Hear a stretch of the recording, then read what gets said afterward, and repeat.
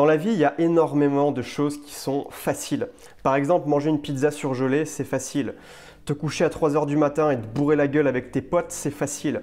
Mater des stories Instagram pendant 1 heure, c'est facile. Faire la grasse matinée le week-end jusqu'à 11 h, c'est facile. Mater des séries sur Netflix après le boulot, c'est facile. Toutes ces choses-là sont extrêmement faciles, elles ne demandent aucune discipline.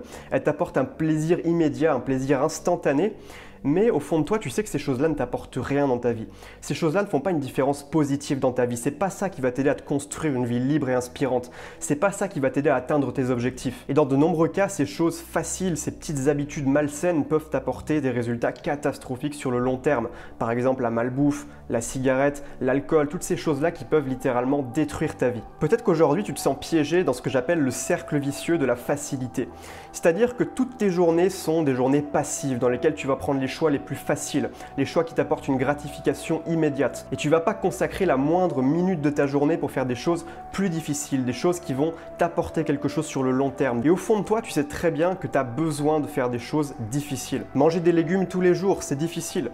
Se lever à 6 h du matin tous les jours, c'est difficile. Se mettre à la méditation, c'est difficile. Faire du sport régulièrement, c'est difficile. Travailler pendant 2 heures sur ton projet, c'est difficile. Et toutes ces choses te demandent de la discipline. Toutes ces choses te demandent de faire l'effort de passer à l'action. Et c'est pas quelque chose qui va t'apporter une gratification immédiate. Contrairement à bouffer une pizza, à manger des légumes, c'est pas quelque chose qui va t'apporter un bénéfice sur le court terme. C'est sur le long terme que ça va faire la différence. C'est sur le long terme que ça va te permettre d'avoir une vie épanouie, une vie saine et une vie libre. Mais dans cette petite vidéo, je voudrais te poser une simple question. Est-ce que c'est vraiment difficile? Est-ce que c'est vraiment aussi difficile que tu ne le crois? Il suffit de regarder autour de toi. Regarde par exemple ce mec qui se lève à 6 h du matin depuis 2 ans. Est-ce que c'est difficile pour lui de se lever à 6 h du matin?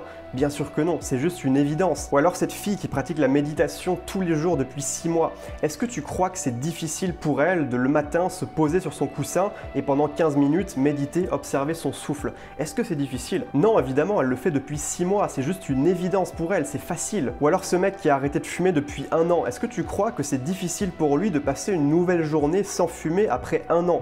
Bien sûr que non, c'est devenu encore une fois une évidence. Ce qui est essentiel de comprendre, c'est que quand tu veux mettre en place une nouvelle habitude, quand tu veux te mettre à passer massivement à l'action pour atteindre ton objectif, eh bien c'est toujours le démarrage qui est le plus difficile. Imagine que tu veux y aller acheter ton pain à vélo.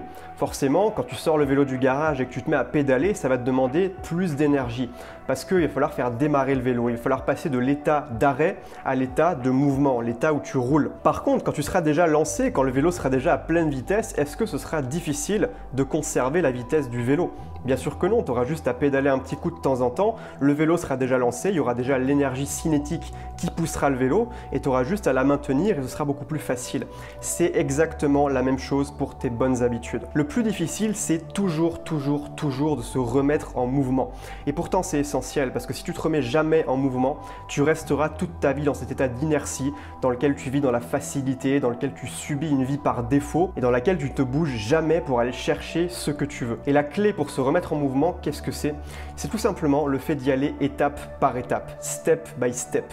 Si tu commences à vouloir tout changer, changer toute ta vie, toutes tes habitudes d'un seul coup, tu vas te casser la gueule. Tu vas pas commencer à pédaler sur ton vélo en 6e vitesse, ça marcherait pas.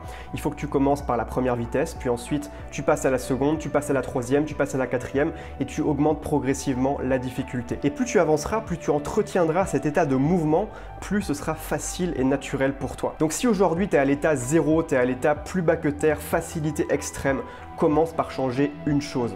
Et une fois que cette chose sera devenue facile pour toi, évidente pour toi, eh bien change une deuxième chose, puis une troisième chose, puis une quatrième chose, et tu verras qu'au bout d'un certain temps, tu auras complètement changé ta vie.